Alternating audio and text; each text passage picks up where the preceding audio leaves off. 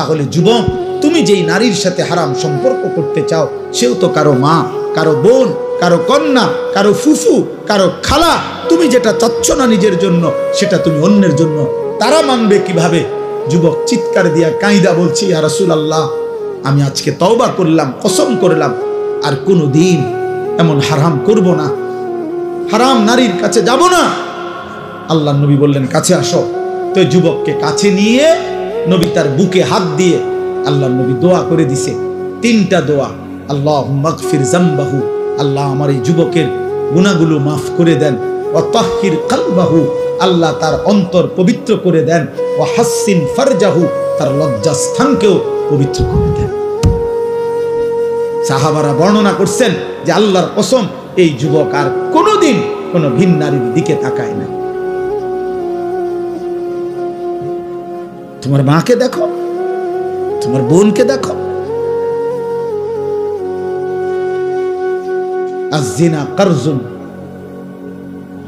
অনেক নওজোয়ান এত রাত কষ্ট করছো তোমরা, এই জন্য বললাম এই বন্ধুর কথা মনে রাখো। আব্বা, আয-যিনা কারজুন। ইমাম শাফিঈ রাহমাতুল্লাহ আলাইহি বলছেন, ব্যভিচার, জিনা, নারীর সাথে হারাম সম্পর্ক, এটা কর্জ। কর্জ মানে ঋণ, হাওলাত।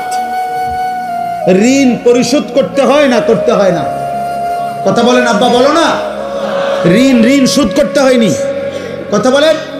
খোদার কসম, ইমাম শাফিঈ রাহমাতুল্লাহ আলাইহি জামানার শ্রেষ্ঠ মুজতাহিদ ছিলেন তিনি বলছেন, এই নারীর সাথে হারাম যত সম্পর্ক যদি কেউ তওবা না করে আর আল্লাহ যদি মাফ না করে, খোদার কসম তিনি বলছে, হে যুবক, তোমার পরিবারের কাউকে দিয়ে তা শোধ দিতে হবে। আয-যিনা কারজুন, শোধ দিতে হবে। শোধ তোমার মা শোধ দিবে, এটা তোমার বিবি শোধ দিবে, তোমার বোন শোধ দিবে, তোমার মেয়ে শোধ দিবে।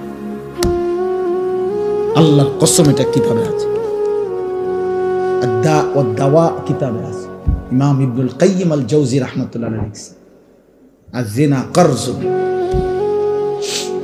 যদি তওবা না করো, তিনি বলছেন আল্লাহ যদি মাফ না করে, তোমার পরিবারের কাউকে দিয়ে তার শোধ দিতে হবে। ওয়েট, কার জন্য এই চুল সাজাইছ আব্বা? এই যে মুশরিকের মতো যারা চুল রাখছো, কাকে দেখাইতা এটা? এই যে সামনের এত বড় চুল, এই ঝাঁকড়া চুল, ডান দিকের এই চুল, বাম দিকের, কোন নর্তকীরে দেখাইতা না জোনায়েদ বাগদাদিরে দেখাইতা? কোন রাস্তার বেহায়া নারীকে দেখাইতা? সিনেমার নর্তকীরে দেখাবার জন্য? কোন হারাম অশ্লীল বেহায়া কোন নারীকে? তো ও দেখলো, তো এরপরে কি হবে? এরপরে কি হবে বলো না?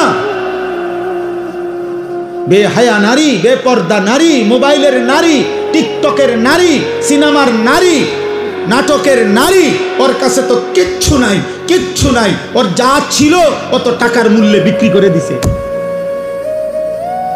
অত পয়সা মূল্যে জীবন বিক্রি করে দিছে, যৌবন। ওর কাছে আছে কি আর? তুমি আর পাইবা কি সেটা? ও তো তোমার জন্য সাজে নাই, ও তো টাকার জন্য সাজে। ও তোমার জন্য নাচে না, ও টাকার জন্য নাচে। ও তো তোমার জন্য গায় না, টাকার জন্য গায়। ও তোমার জন্য অভিনয় করে না, ও তো টাকার জন্য অভিনয় করে। ও তো নিজেই বলে, আমি একজন অভিনয় শিল্পী, আমি মূলত আসল কিছু না, আমি অভিনয় করি, অভিনয়। আমি ধোকা দেই, ধোকা নাকি বলেন ভাই? মুজিব ভাই কর অভিনয়, হে নিজে কয় নাই? সেই তো বলতেছে আমি অভিনয় শিল্পী, আমি অভিনেতা, আমি অভিনেত্রী, মানে আমি অভিনয় করি, আমি ধোকা দেই, আমি আসল না, আমি আসল না। অতএব দয়া করে রাত গভীরে কষ্ট করছেন প্রিয় নওজোয়ান, মায়ের হক আদায় করো, রবের হক আদায় করো। আলহামদুলিল্লাহ রাব্বিল আলামিন। আল্লাহ বলছে, বান্দা, সমস্ত প্রশংসা আমি আল্লাহর জন্য।